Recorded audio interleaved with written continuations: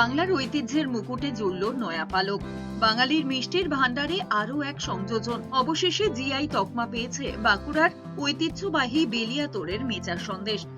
2022 সালে জিআই তকমার জন্য আবেদন করা হয়েছিল। নানা প্রক্রিয়া শেষে অবশেষে মিলেছে কাঙ্ক্ষিত সাফল্য। ব্যবসায়ীদের আশা, এবার দেশের গণ্ডি পেরিয়ে বিদেশেও ছড়িয়ে পড়বে বাঁকুড়ার বেলিয়াতোড়ের মেচার সুনাম। তবে শুধু স্বাদ নয়, মেচা সন্দেশকে ঘিরে রয়েছে অনেক ইতিহাস। বিষ্ণুপুরের মল্ল রাজাদের আমলেই বেলিয়াতোড়ে নাকি এই বিশেষ মিষ্টির সূচনা। সেই মিষ্টি পরবর্তীকালে বেলিয়াতোড়ের মেচা নামে বাংলা জুড়ে পরিচিতি লাভ করে। মেচা জিআই ট্যাগ পেয়ে আমরা খুব খুশি, কারণ অনেক দিনকার প্রাচীন ঐতিহ্যশালী মেচা সন্দেশ আমাদের বাপ ঠাকুর দাদা বা ওর উপরের লোকেরাও এর মেচাটা বানিয়েছে।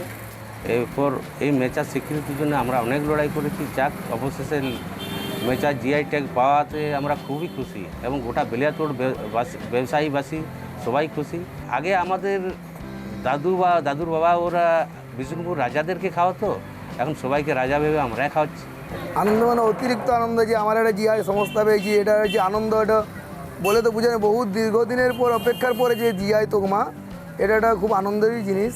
অন্য অন্য জায়গায় যে সকল জিআই ট্যাগ পেয়েছে, যেমন শক্তিগড়ের ল্যাংচা, বর্ধমানের মিহিদানা আর কলকাতার রসগোল্লা, সেরকম একটা বেলিয়াতোড়ের মেচা সন্দেশ, এটা একটা জিআই ট্যাগ, যেটা আমাদের গোটা ভারতবর্ষের বা অন্যান্য দেশের লোক বুঝতে পারবে যে জিআই বেলিয়াতোড়ে বলে এক ধরনের যে মেচা সন্দেশ, সেটা পাওয়া যায় একমাত্র বেলিয়াতোড়েই।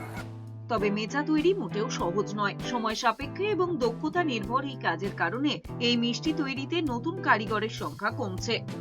ব্যবসায়ীদের বিশ্বাস, রপ্তানির সুযোগ বাড়লে, সরকারি পৃষ্ঠপোষকতা পেলে নতুন প্রজন্ম এই ঐতিহ্যবাহী শিল্পে আগ্রহী হবে। বাঁকুড়া থেকে রাহুলের রিপোর্ট, এস নিউজ।